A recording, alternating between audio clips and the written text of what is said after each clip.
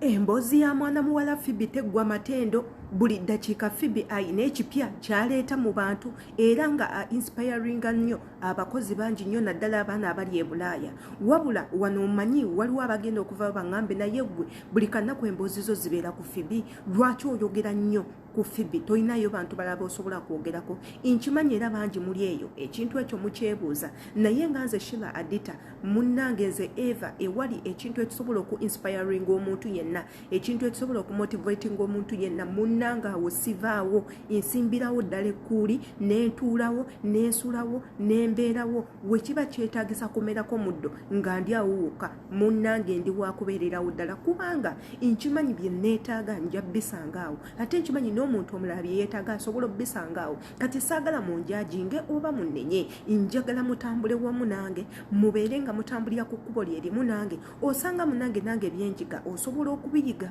naawe ate n'obisomesaako omuntu omulala. Kyentegeeza biba bisobola otuyamba nze naawe kasita tuba nga twewaddeyo tutambulire ku ssalimu. Gwe kyolina okukola olina kunnyambako kintu kimu, kubeera nga osubscribinga, kubanga ekigambo subscribe nkikuteerawo awo, akadde nkakuteerawo awo waggulu kakoonemu. Buli vidiyo yonna egenda kubanga nawe ekutuukako ojja kubanga nawe ogiraba mu ddoboozi yenze Sheila Adita.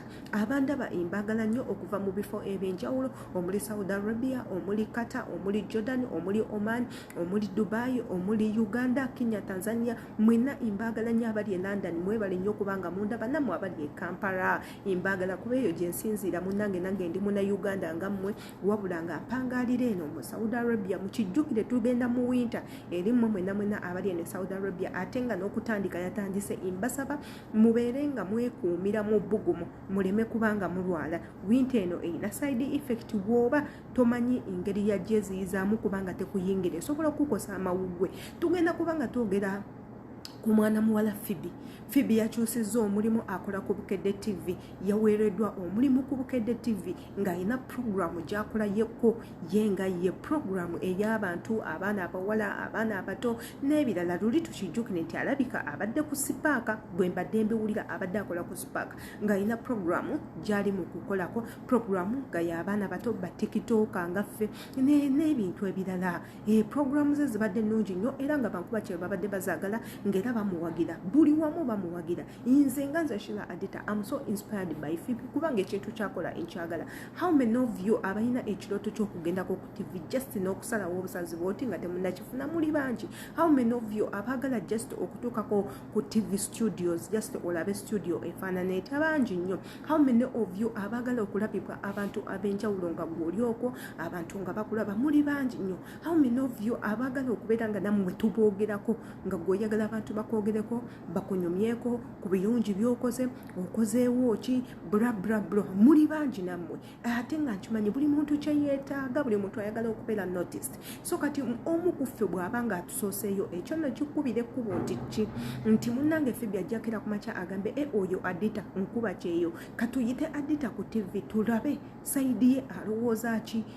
Abeeko byasomesa abantu, biki byalabye Saudi Arabia, bizibu ki byayiseemu ng'ali mu Saudi Arabia, encouraging abaana abalala ogenda Saudi Arabia oba nedda.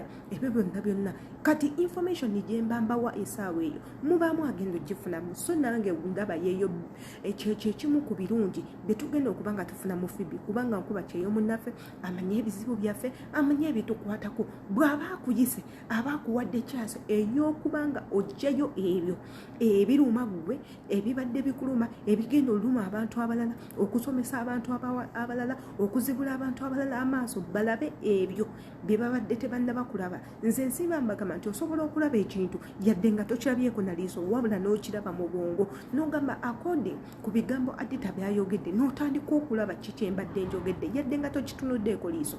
Ebyo nno byonna mulina okubeera nga mubimanya. So kati Phoebe yakyusizza omulimu era nga alina program ku Bukedde TV. Nze kyendaba nti ekintu ekirungi ennyo era nga njagala nnyo Abannayuganda bangi nnyo naddala abaana abali ku kyeyo. Program za Phoebe muleme kubanga muzivaako, muzeekuumireko, mulabe ebintu ebyenjawulo, musome ebintu ebyenjawulo, mubeereko mumusapootinga kubanga nkuba kyeyo munnammwe, Munnayuganda munnammwe. Era nga nkimanyi tewabulayo obukuulukuulu abali eyo abayomba. Munnange guno gwe mukisa.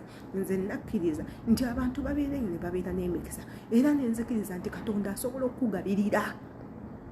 Era nenzikiriza Katonda asobola okujja kuli neddaali oliko n'akuteeka ku ddaali eddala. Essaawa zino nandiba nga ndi eno mu Buwarabu nga mpulira ndi sitaaka nentuuka e Uganda nefuna ekintu wepu nekinkubirawo oli n'agamba essaawa ezo adita ambasada waaki nti waakino adita essaawa zino bamuwadde omulimu mu gavumenti akola bino, essaawa zino adita bamuwadde omulimu nti akola mu ddwaliro eryawa nti nsambya akolayo ki nti kino ebintu ng'ebyo. Katonda asobola okuwanirira in one way or the other. Ate Katonda agaba.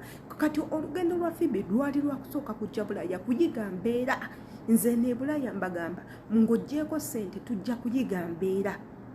N'omanya nti embeera bweti ne bweti esobola ojjugumira kufuna experience, abantu experiences bayitamu, kubanga this is the best school. Okujja e Bulaaya is the best school lyotagenda kuddamu kulaba wantu wonna, kubanga si buli ajja e Bulaaya nti asucceedinga. Ate nanga ne woba wakusucceedinga tokera bukeezi kumakya n'osucceedinga.